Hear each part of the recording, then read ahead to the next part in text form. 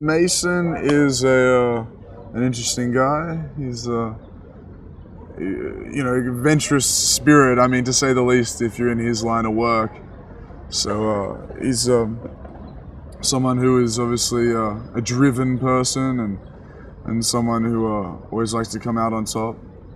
I think that drives him through the whole movie, and he just wants to better himself, but sometimes he doesn't know exactly what better is, and I think he searches for that, and I think hopefully finds it, but who's to say?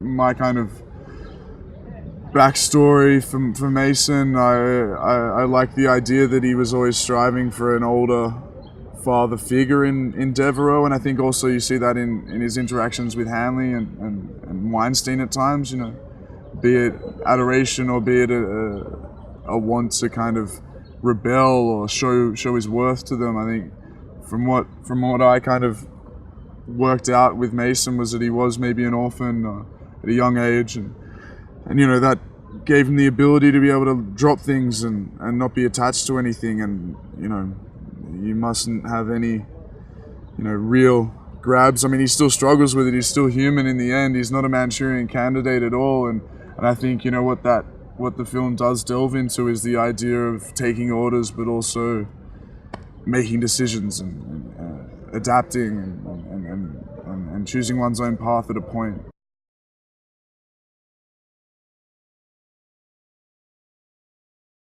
I did some training with some members of the special forces here, actually, in terms of arms training, which was a thrill for me. I haven't done anything like that. I've only really shot a rifle on a mate's farm back in Australia, and done nothing military-wise. But it was great to learn all the ins and outs of that, and make sure it was obviously safety first, and that was the first priority. But all the different techniques, clearing a room, stuff like that, shooting techniques. And all that, it's been just an absolute ball. Also the fighting with the stunt guys, all the fight coordinations, it's been great.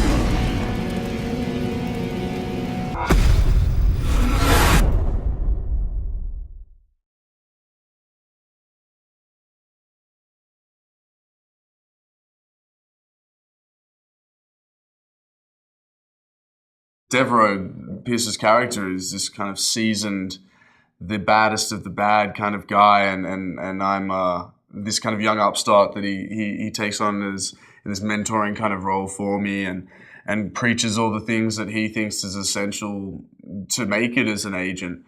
One of the most important was having no attachments, knowing that you are on the clock 24/7, you are constantly working, and to have any real human relationship and contact that's putting not only yourself in danger, but those people that you're potentially loving. So yeah, it's a real interesting story between duty and want and purpose and need. There's just a professionalism that I really wanted to take from him, and I feel I absorbed and learned a lot in terms of being professional on set, and I really appreciated that. Every kind of bit of advice he gave me, I tried to take it on and lock it away, and it was really, really a treat for me. A very, very special gift.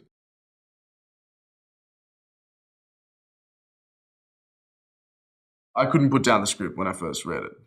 It is a high octane, absolute thrill ride with some, some real interesting conspiracies going on. And I think in, today we're a little skeptical of a lot of things that go on in, Eastern Europe and also in this country and all around the world. No one can really trust the higher ups, I think, and everyone's a little dubious about what they hear on the news and in the newspapers and on the telly and stuff like that. So I think that dose of conspiracy and espionage and mixed with the absolute thrill of fist combat and guns and blowing up cars and chases and stuff like that and all the technology involved.